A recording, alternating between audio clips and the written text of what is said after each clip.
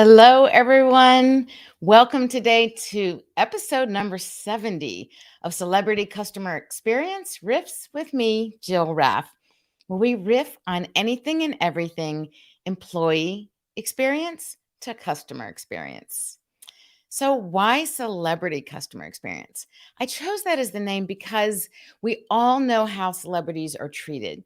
And I believe that every one of us should be treated and given the same pampering, same attention as a celebrity.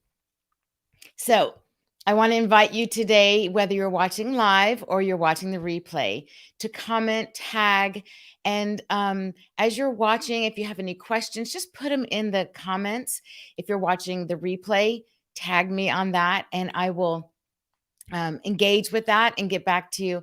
And I'm really excited today, especially to be teaching and learning a little bit about EX to CX and how it can really, truly change the success trajectory of your business.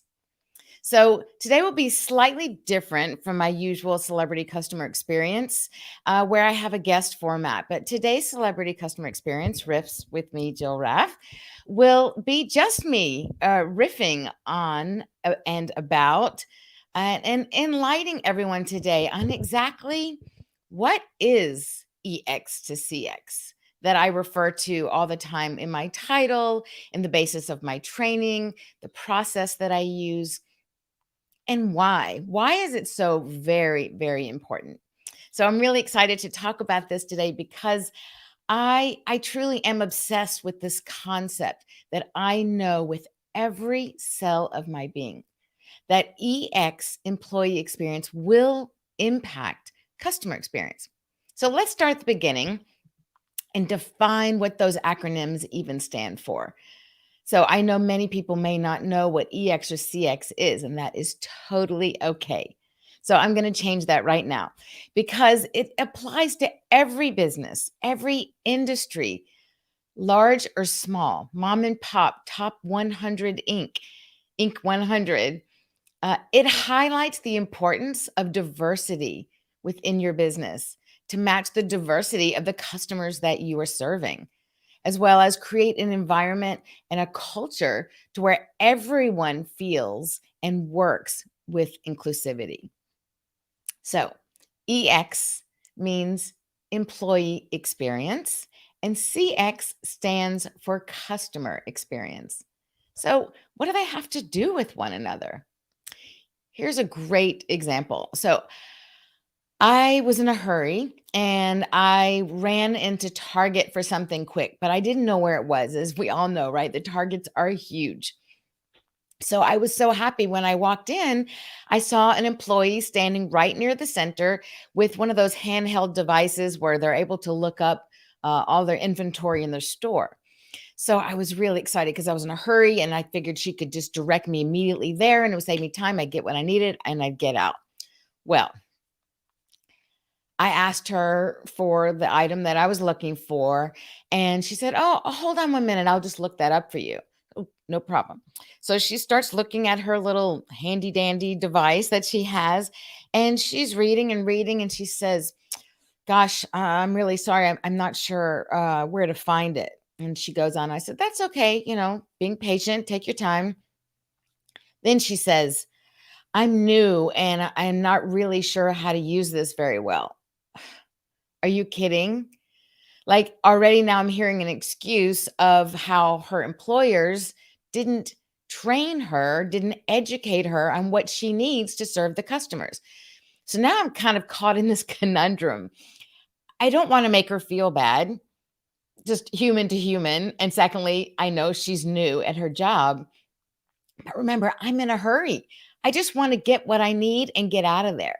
So now I feel stuck because I can't just bolt off and go try to find it myself because now my worries are her feelings. A customer is now more concerned about the feelings of the employee. So do you see the twist that's going on here? So finally, after a little bit, she apologizes again, and I feel terrible. And I finally just say to her, "Look, no problem. I get it. I'm just really in a hurry, so I'll just find it myself." And I know that she felt badly and about not being able to help me. And I didn't want to make her feel bad. That was the worst situation. So now, as a customer, not only have I lost time sitting there with this interaction with her, I was frustrated because they put someone there for the purpose of helping me save time. And in fact, it actually ate up time. So I finally got what I needed and I left, but it was very frustrating. And so now we understand how a little bit about how that employee experience of frustration and ineptitude and lack of being trained, how she felt, and how that was reflected back onto me, the customer, and how what experience I had as a customer. So now we understand a little bit about how and why employee experience affects customer experience. But let's look at why. So I believe hiring employees that are aligned to your company core values is the very foundation of happy work environment, which will translate into happy customers. So even if you're a solopreneur, you have a small team of work, you have VAs, virtual assistants who are working for you, and they are your employees, so to speak, right? Even doesn't matter how you file for them tax wise. You are the CEO of your business, and these people are supporting you and therefore are an extension of your business brand. If you have a graphic designer doing work for your content materials, you have a social media manager handling all your external exposure and creating your authority in the marketplace or promoting your products. Your social media manager is an extension of you and your brand. They, in essence, are an employee of your company. They represent you. If you have bench members, you have other people that you're bringing in to serve your clients. They're serving you. They are working, representing you. If you're going to have things printed to deliver to a training or to a customer or a client, the printer's work reflects you and your business. So, okay, let's face it. The fact is that businesses are basically thinking about their bottom line financially. And it makes sense, right? Like if we're in business, that means we have to be thinking of our dollar, our bottom line. But let's also think about this incredible statistic, because if we're just thinking about the money aspect for a moment, let's be aware that 86% of people say that they would actually pay more for a superior customer experience. 86% would pay more. So, a superior customer experience does not happen on its own. It happens because the staff for that company for whom they are, giving their business, they're being patrons of, have given them a great experience. So let's look at what it takes for this to happen. So, four quick things. Knowledgeable employees. Like I just expressed in that story, this employee was not knowledgeable, thereby impacting my experience as a customer. Courteous, polite, and even kind interaction with your customers. Authentic interactions, a connection made perhaps, a friction-free experience. So, what does it take for these things to happen? I believe number one is clarity on the company core values, vision, and mission. And then, of course, hiring according to those core values. Next, from the employee side, you need to onboard with educating your people, not just training them. So yes, the training to do their task, the skills for their specific task is very important, but educating them goes above and beyond that. It has to do with them understanding your company's vision, their values, what your expectations are for them to buy into what your culture is about. That is the education. And then, of course, the training is very important. 62% of employees said that a lack of training or educating in this case would make them leave their job. Think of that. Right now, everyone is having major problems with staffing and retention. 62% said if their companies and their management are not interested in taking the time and investing in them to train them, they would rather leave their job. And when asked to identify what their number one issue was with that lack of training and what they wanted most, was to be trained for the purpose of promotion within the company. So think of the irony there, right? Like the companies aren't taking time to invest and bring people in to help train them and educate them to make them better, full on bought in employees. And yet the employees only want that for them to stay longer and to grow within a company. And a company has a problem with retention. So the quick, simple win and answer to that is invest in your people. Take time, show your people that this is a place for them to work and to grow and that you care. Okay, so what else does it take for this to happen? Next, it takes engagement. And I mean engagement with your people from your executive leadership, from your upper management, your mid level managers, shoulder to shoulder, showing them we're here with you. We're not barking orders down to you. We're here with you to do whatever we ask of you, we are willing to do ourselves. Next, how about living into those core values consciously, intentionally, and on a daily basis? Now, when you do this, these values become on the forefront of every employee's mind. The awareness becomes heightened. And then ultimately, the goal is that these values are subconscious to them and it runs transparently in the background of service for your customers. And finally, trust.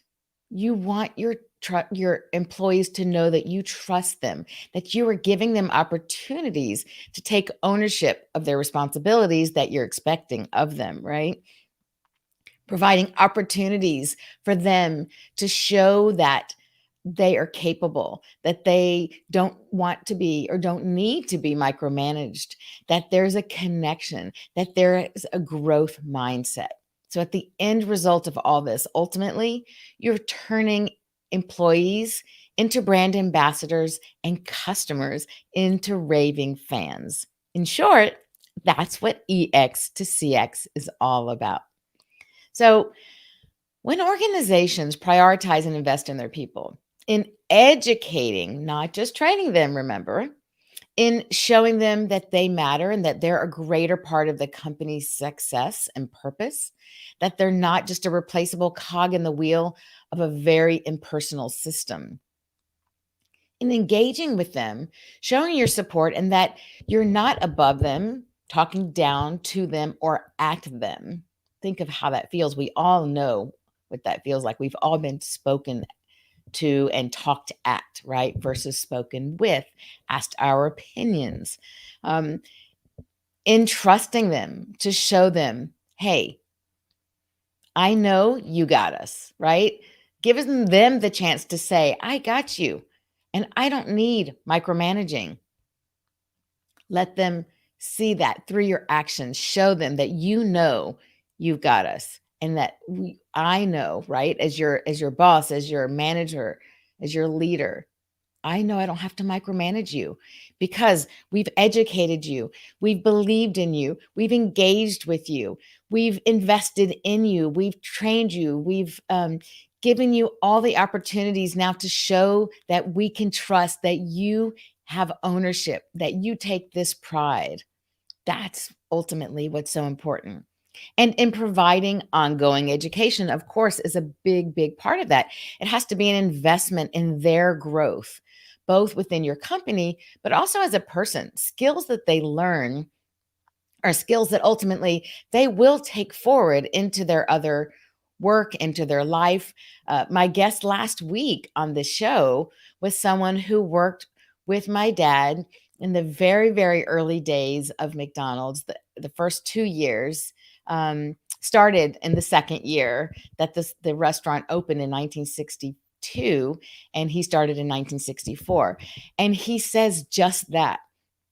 He said, the skills that I learned from your dad and working at McDonald's, the people skills, the business skills, the personal skills and advice that I was given, that is something that was the foundation for the rest of my life, the accomplishments that I had, the careers that I had. So these are things that are super, super important.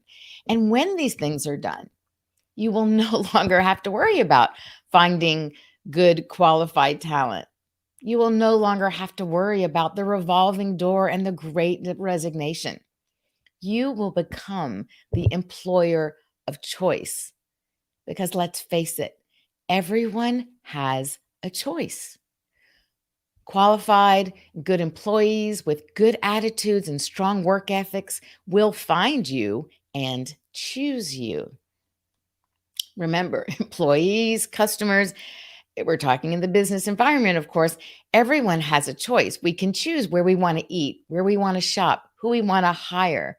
We all have a choice. So let's be sure to behave in a way to honor their choice of doing business with you instead of your competitor. So I see we have a comment here, someone joining us. Let's check in. Robbie, thanks for joining. And Robbie says, never practice on the customer. That is great, great advice. You know, Robbie, if you're still with us, can you elaborate on what you mean from that? I know how I interpret that, but let us know more about what your thoughts are on that. Yes, never practice on the customer. We all need practice. We're all human. We're never going to get it right, even when we work on practicing our skills and what we need to do. But in the meantime, we should be prepared, right? If we lack preparing for what we're doing, then we fail to prepare, then believe me, we are preparing to fail. And that's, I think, what Robbie means by that is don't do your practice preparation on your customer, because that will have a much longer and much deeper impact on your business than if you do all those things we talked about earlier in order for that to happen, in order to have that great experience for your customer. Do all the things necessary to prepare yourself basically for when those doors open and you are interacting and immediately engaging with your customer. So thanks. He says, in regards to your target experience, thank you. Yes, absolutely. Right. Like she was practicing. She had no idea how to use this device and she was trying to learn on the job in the moment, and it failed and it impacted my customer experience. So, will I go back to Target again? Yes. And if I had had more time, would I have taken time to speak to the manager? Yes, because as an EX to CX expert, it makes me feel bad for her. It makes me crazy. And I think of the missed opportunities for them to have more impact and better experiences for their customer. So, yes, 100%, she should have been trained and not practiced on me. Um, Give the employee the training and education they need to make a difference. Hallelujah, right? Absolutely. I agree 100%. Set them up to shine. Yes. Like, why would you not? Like, these are people who've chosen to work for you. Now it's your job to show them we believe in you. We're going to give you every tool to succeed. We want you to shine. We've chosen you to represent our company. So now go out there and shine, and we're going to set you up so that you can do that. Absolutely. Practice empathy. Thank you. Yes, empathy, gratitude, showing them that you really truly appreciate their choice to work for you. And similarly, for the customer, that you really truly appreciate and are gracious and are grateful that they've chosen to give you their business, because there are plenty of other places, I assure you, no matter what business, what industry, if you're a hardware company, if you're selling stereo equipment, if you're selling ice, if you're selling a home, if you're eating in a restaurant, it doesn't matter. Ultimately, there is someone who's selling what you sell. And if they can do it in a more connected human way, trust me, regardless of price, as I said at the top of the show, 86% of people will spend more for a superior customer experience. They will find what they want somewhere else and have a better experience doing so. Thank you, Afsana, for joining today. Yes, she says it is important, absolutely. And along with L&D, owner and executive need to follow the same. Employee sees what employers do. Absolutely. And I just want to add to that, Afsana, thank you for that contribution. Not only should the L&D and the owners and the executives be following that, they should be leading that. They should be setting the examples of what that is. It's just incomprehensible to me, and it's twisted, it's backwards to be telling your employees, this is what we expect you to do, right? Look at what we say and not what we do. We all know from early ages as children, we learn from watching what people do. There was a great, one of my favorite, um, what was it? A PSA commercial on public service announcement on TV. And it shows a little child watching the parents, and the parents are arguing, or they're doing something that's not really advisable. And it says on there, pay attention, notice your children are always watching. They're always learning. They will learn more from what they see you do than what you say you do. And especially if you're telling them one thing and you're doing another, they will see the contradiction. And that's even worse, because when there's an incongruency with your words and your actions, that gives them license to basically blow you off and not pay attention to anything that you're saying, because they're like, well, if you're not even doing what you're telling us to do, why and how can you expect us to do that? Right. So I agree 100%, Afsana. Like, it needs to start at the top. And it needs to start inside. And that's why actually my proprietary process is called the Inside Out Framework, because I believe that all of this education and training and preparation that we're talking about has to start inside the company, inside with the employers, with the employees, with every staff member. I don't care if you're emptying trash cans or you're making the ultimate decision and setting the vision for the company. Everyone needs to be in alignment, that they're working towards the same purpose, and not just on task, and that the culture is bred from within and through the actions that are highlighted every single day. Um, Your pleasure. Thank you so much, Afsana. Thank you for contributing. And she goes on to say, I agree with your point that they need to lead. Yes. And I think I like to use the word lead instead of manage. Manage, we think of moving parts around, right? We're managing an expectation, we're managing a system, we're managing a situation. But and when we think of it in the larger sense, I love languages and I love words, and think of how it's used. So when we manage, so when an emergency happens and you have all these first responders there and they're managing the emergency, right? They're managing the problem that's going on. What does that mean ultimately, at least in the English language? Well, it means, I think, that they are getting control of the situation. To manage that situation, they're getting control of it. So now let's apply that to the workspace. Do employees want to be managed and controlled? I think not. No one wants to be controlled. They want to contribute. They want to feel like they are an important part of the process. They are an important part of success. And it's up to us to show our people that they indeed are the reason our company succeeds or fails, for that matter, right? And that's where expectation and accountability comes in. So, towards the beginning, at the beginning of the show here today, we referred to the bottom line, the financial bottom line. So, I believe the real bottom line is your people. Your people are ultimately your bottom line. It is your people who keep your doors open. It is your people who interact with your customers and represent you. It's your people who leave a good or bad impression. I think we need to think about all those things and how important it is. Let's face it, everyone talks about the customer journey. We always hear about customer journeys and customer roadmaps and customer journey mapping, right? That's a popular one, and many large companies do that. But I, on the other hand, think that we must first look at the employee journey.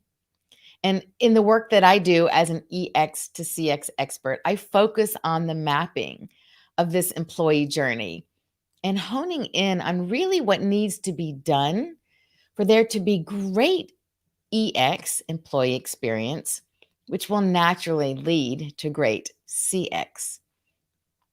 So if anyone has any questions about what EX or CX means at this point, or why it's so crucial and so important, and how they work so well and they integrate with one another, and they're intrinsically connected, they cannot be separated, then please reach out and let me know. Write a comment here, reach out directly. So, because I believe so strongly that EX leads to CX, I've created a proprietary process and a program that turns employees into brand ambassadors and customers into raving fans. In short, that's what EX to CX stands for. If you'd like to know more about that or how I can help your company and your organization with your employee journey, to ensure a stellar employee experience for lifetime value of your workforce. Again, right? We're always talking about customer lifetime value. But one of the biggest expenses is the turnover of our employees, having to rehire, retrain, re educate, rework the cohesiveness of your team as it's fractured when people are leaving all the time. I mean, think about that. It's really crazy, the money and the chaos that occurs from that. I can help your organization through the employee journey also, to create this human-centered culture where you are truly prioritizing your people and creating a genuine work family for a collaborative and cohesive team, a real team where everyone is there supporting each other, buying into the same end goal, the same purpose. If this is something that interests you, if this is something that you are curious about to see if it would work for you, then reach out, connect with me directly, Jill@jillraff.com. Or you can reach let me find, I think I have that. I can put up on the screen here. There we go. There we go. Jill@jillraff.com. You can email me directly at that, or please check out my website, jillraff.com, same by my name. And right now it is currently being updated. So stay tuned. We'll slowly be having new pages come in to kind of update what that is. But if there's any questions you have, I think it will give you a comprehensive overview and insight of certainly my point of view. My message, I think, is very clear today. And it's why I am approaching customer experience from the angle and perspective of the employee experience. I do think the tip of the spear is to customer experience is through your employee experience. And therefore, this is why EX to CX. This is what EX to CX means, and it's why EX to CX is so very important in everyone's business today. So let's see. One last comment. Robbie says, thank you. You are so welcome. And Afsana, you are both so welcome. Thank you for joining today and adding your contribution. It's always so much more fun for me. And I love talking about this. I think you can tell I truly am obsessed. I'm passionate about it. And I believe that when we focus on our people first, we will see huge shifts and huge changes. And if nothing else, I really truly believe that the pandemic has taught us and shown us the value of our people and that we must make this paradigm shift. I think it's happening already. We must take it into the workplace and really put our money where our mouth is. You want to create that bottom line financial, solid financial return, then the ROI is going to be by investing in your people. So, with that being said, thank you for joining today. I look forward to speaking with you again about this topic, about many topics related, anything and everything related to employee experience and customer experience. If you have something in particular that you would like to have discussed on the show related to that, if you have a guest in particular that you would like to see on my show, then please feel free to reach out to me directly, or you can DM me or even make a comment here.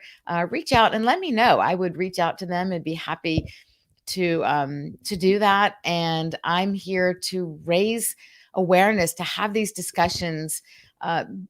Because I think this is a very important topic right now. And I want to help those businesses highlight what's going on and help them improve in this area so that they can succeed. And ultimately, truly, the thing that lights me up the most is, yes, this is married into business, so it's important, and I love helping businesses succeed and creating, right, increasing their revenues. But at the end of the day, when we do this, we are creating a happier workforce, happier customers, a happier world, because we are customers multiple times a day. So whether we're on the customer side or whether we're on the service side, if we create that genuine connection and interaction with these people, we will have a happier life. It is shown that our chemistry changes in our bodies when we engage and interact with humans, when we have another human connection with someone. And I think it's really, to me, that's the part that's super exciting, that when we create that connection, ultimately, we are going to be happier. And I want a happier, more peaceful world and more successful with whatever we do. Robbie just says, I just emailed you. Thank you. Thank you for your contact information. My pleasure. And I look forward to connecting with you, Robbie, offline and seeing what's going on in your business and how I can be of support for you too. So thanks for reaching out. I welcome anyone else to reach out directly, and make it a great rest of your day and week. And I look forward to seeing you again on the next celebrity customer experience show. And for now, take care.